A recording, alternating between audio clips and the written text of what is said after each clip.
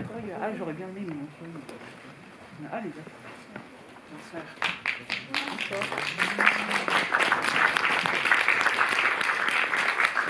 Bonsoir. Bonsoir à tous, merci d'être si nombreux pour cette séance de Jeanne Lapucelle. La rétrospective Jacques Rivette a débuté ce mercredi et elle se poursuivra jusqu'au 13 février. Voilà, le film que vous allez voir est un diptyque. Donc la séance suivante à 20h45 présentera la deuxième partie. Nous avons pour cette première partie la chance et la joie d'accueillir l'actrice principale du film, sinon l'héroïne du film, Sandrine Bonner.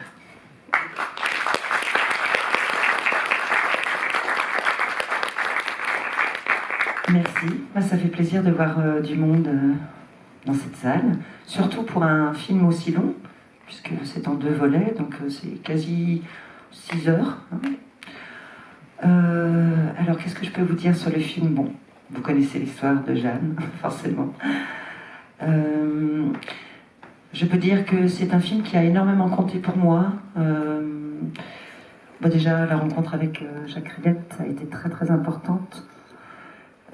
Cher à mon cœur, cher artistiquement. C'est quelqu'un qui était d'une exigence incroyable, mais tout en étant, très ouvert à tout. C'est drôle parce qu'il était contraint d'écrire en amont, ce qu'il faisait assez peu avec ses autres films. Ses autres films, souvent on avait le texte le matin ou des choses comme ça. Là, il ne pouvait pas trop faire la même chose. Qu'est-ce que je peux vous dire? Vous dire que je me suis beaucoup documentée pour jouer ce rôle. J'ai évidemment dû apprendre à monter à cheval, chose que j'avais très très peur des chevaux. J'ai même failli refuser le film à cause de ça. Ça aurait été ridicule. Vous dire que tous les partenaires étaient absolument formidables. Tous mes compagnons de route, les compagnons de Jeanne. J'ai adoré travailler avec André Marcon, avec qui je rêvais de travailler depuis fort longtemps, qui joue donc Charles VII. Vous dire aussi, pour les petites anecdotes, pendant le tournage, j'ai eu un bouchon de cire dans l'oreille. Alors cette Jeanne d'Arc qui entendait des voix, eh bien moi je n'entendais plus rien. J'ai dû être hospitalisée. Et d'ailleurs, ce qui était assez rigolo, c'est que l'assistante, je me souviens avec qui je suis restée d'ailleurs très amie, cachait comme ça des talkie-walkie dans les décors, et puis elle me disait Jeanne, c'est Sainte-Catherine qui te parle, m'entends-tu? donc voilà, donc c'était assez drôle. Et pour couronner le tout, eh bien oui, ça s'appelle Jeanne Lapucelle. Eh bien, figurez-vous que les 3 dernières semaines de ce tournage, de ces 2 tournages, je suis tombée enceinte. Et j'ai une fille qui s'appelle Jeanne, en clin d'œil, plus qu'en clin d'œil, en hommage à ce grand personnage que j'ai eu la chance de jouer, que beaucoup d'actrices d'ailleurs rêvent de jouer. Et j'avais demandé à son papa, le papa de Jeanne est américain, et je voulais que Jeanne s'appelle Jeanne, comme cette Jeanne d'Arc, sauf qu'il a oublié le H sur le chemin, et ma fille m'a dit mais finalement je préfère m'appeler Jeanne, c'est plus simple. Voilà, qu'est-ce que je pourrais vous raconter encore? J'ai failli venir avec, vous verrez dans la deuxième partie, la scène du bûcher. Elle porte, je crois que ça s'appelle une hitre, si mon souvenir est bon. C'est un peu comme un bonnet d'âne, puisque l'église l'a vraiment non seulement brûlé, mais humilié finalement jusqu'au bout. Et donc c'est quelque chose que j'ai gardé, qui est à la maison. Et j'ai gardé aussi la côte de maille.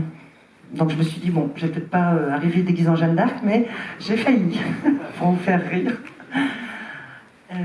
Voilà. Écoutez, je vous souhaite une très bonne projection. Vous dire que Jacques Rivette est enterré sous mes fenêtres, au cimetière Montmartre, et je le salue régulièrement. Parfois, je lui envoie des pétales de rose. Donc voilà, il reste très très cher à mon cœur. Voilà, je vous remercie beaucoup et bonne projection. Merci infiniment, chère Sandrine Bonner. Et juste peut-être aussi, si vous souhaitez en savoir plus, je crois que le roman d'un tournage, donc qui est le journal de tournage que vous avez écrit à la suite du film, Tout à fait. est disponible sûrement à la librairie. Sinon dans toutes les autres librairies. Donc je pense que si vous avez envie d'avoir plus de détails au jour le jour sur le tournage du film, vous pouvez acquérir cet ouvrage. Oui, j'ai écrit, il y avait tellement de choses à raconter pas sur ce tournage. J'ai filmé aussi beaucoup. J'avais dit d'ailleurs à la femme de Jacques un jour que je rassemblerais tout ça et on voulait justement le faire pour le DVD, qui est sorti il n'y a pas si longtemps d'ailleurs. Chez Potemkin. Ouais.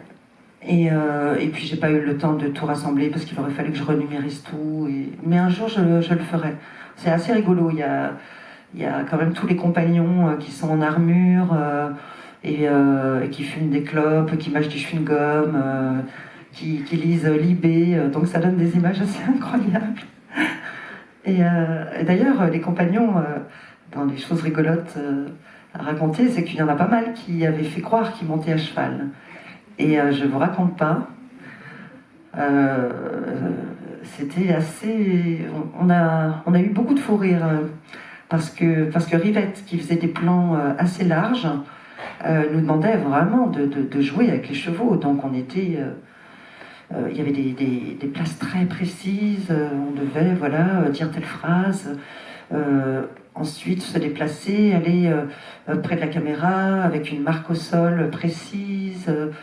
Il fallait ensuite partir de l'autre côté. Il aimait beaucoup les plans séquences, les mouvements.